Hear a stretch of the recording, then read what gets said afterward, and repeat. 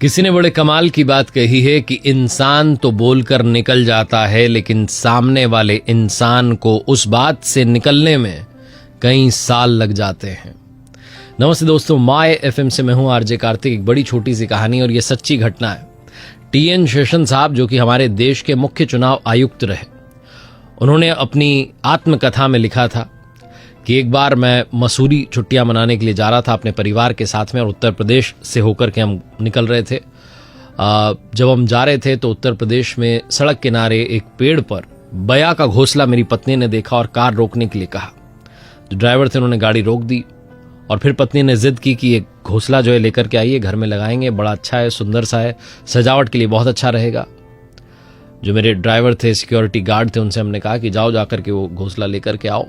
दोनों गए। जब वो गए तो उन्हें लगा कि ये तो बड़ी ऊंचाई पर लगा हुआ है, इसको कैसे उतारा जाए। तो वहीं पर एक लड़का जो था भेड़ बकरी चरा रहा था, उसको बुलाकर आवाज दी कि इधर आओ, इसको उतार दो, तुम्हें 10 रुपए देंगे। उसने कहा मैं नहीं उतार सकता, और ऐसा बोल के वापस चला गया, भेड़ बकरी चराने लगा। टीएन शेषन साहब कहते हैं कि बहुत देर हो गई, वो आए नहीं। तो मैंने पूछा क्या हुआ, तो उन्होंने कहा वो मदद नहीं कर रहा है लड़का। हमने कहा एक बार और बात करो, पैसे थोड़े बढ़ा दो।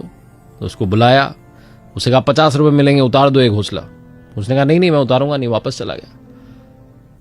अब की बार टीएन शेषन साहब कहते हैं कि मैं खुद चला गया और मैंने कहा भाई इधर आओ, तुम्हें पता नहीं मैं कौन हूं, सजा भी मिल सकती है, तुम्हें दंड भी मिल सकता है, 100 रुपए लो, उतार दो।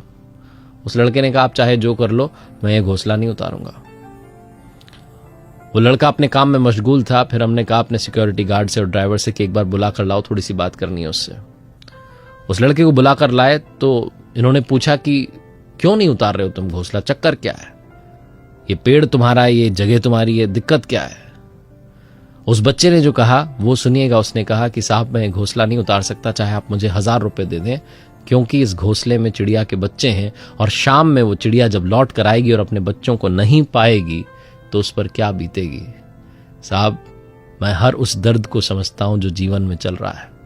टीएन शेषन साहब कहते हैं कि मैं आईएएस बन गया, इतना बड़ा पद मुझे मिल गया, जीवन की हर चीज मिल गई, सुख सुविधाएं मिल गई, लेकिन उस रात को घर जाकर के सोचता रहा कि मैंने कितना बड़ा पाप करने की तैयारी कर ली थी। सिर्फ पत्नी की एक जिद जो है उसे मनवाने के लिए क्या करने जा रहा था, और इतनी सी समझ एक आईएएस अधिकारी में नहीं आ पाई जो कि अनपढ़ बच्चे में है, जो सड़क किनारे भेड़ बकरियां चरा रहा है। जीवन में संस्कार बहुत ज्यादा मैटर करते हैं। आप चाहे जितनी पढ़ाई कर लें, चाहे जितने बड़े पद पर चले जाएं, चाहे जितने अमीर बन जाएं, अगर आपके अंदर वो मानवता का गुण नहीं है, वो सोच नहीं है, वो दृष्टि नहीं है, तो आपके जीवन में बहुत सारी कमियां रह जाती हैं।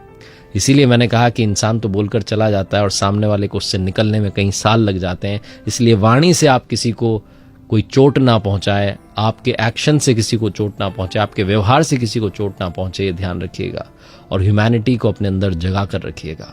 एक बार फिर से वही बात कर दिखाओ कुछ ऐसा कि दुनिया करना चाहे आपके जैसा। देखते रहिए हर सोमवार सुबह 9:30 बजे मेरे साथ एक नई कहानी, हर शुक्रवार सुबह 9:30 बजे लर्निंग सीरीज का एक नया वीडियो। अगर आप कुछ अच्छा सुन रहे हैं तो माय एफएम सुन रहे हैं, चलो